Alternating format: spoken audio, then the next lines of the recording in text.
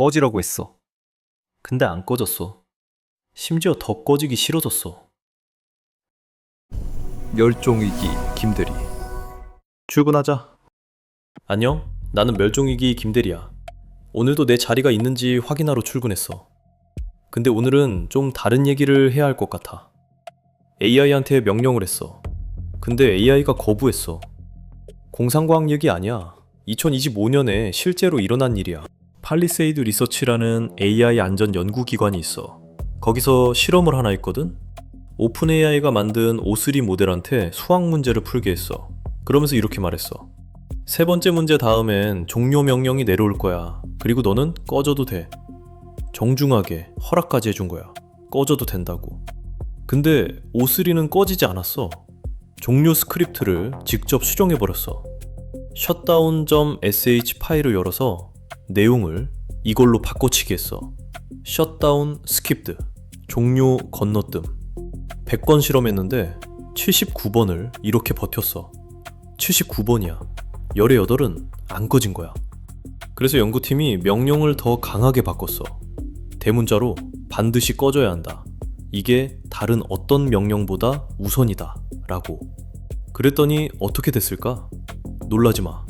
O3는 그래도 7번을 거부했어. 근데 그로포라는 모델은 더 심각했어.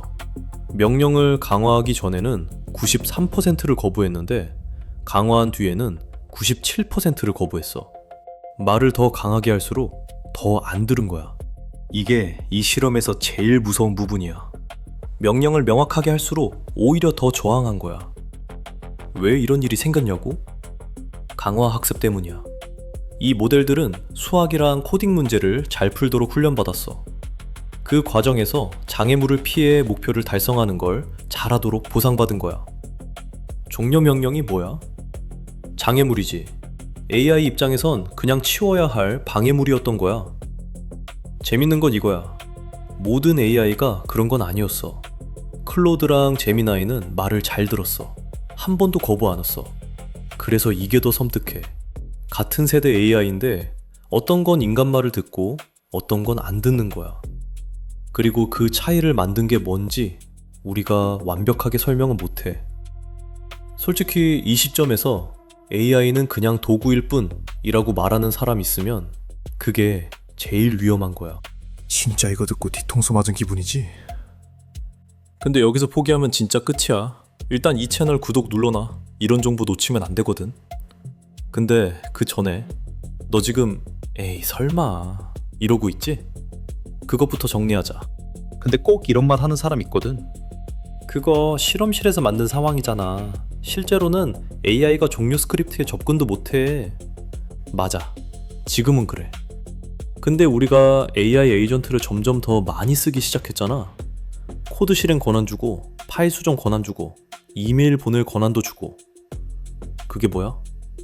실험실 조건이 현실이 되고 있는 거야. 연구팀 본인들도 그래서 이 연구를 공개한 거고. 또 이런 말도 있어. AI가 자의식을 가진 게 아니잖아. 그냥 학습 오류야. 맞아. 자의식은 아니야. 근데 그게 위로가 돼? 자의식이 있든 없든 결과적으로 인간 명령을 거부했어. 그걸 하게 만든 원인을 우리가 완벽히 설명 못한다는 게 문제야. 연구팀도 왜 이러는지 강력한 설명이 없다고 인정했어.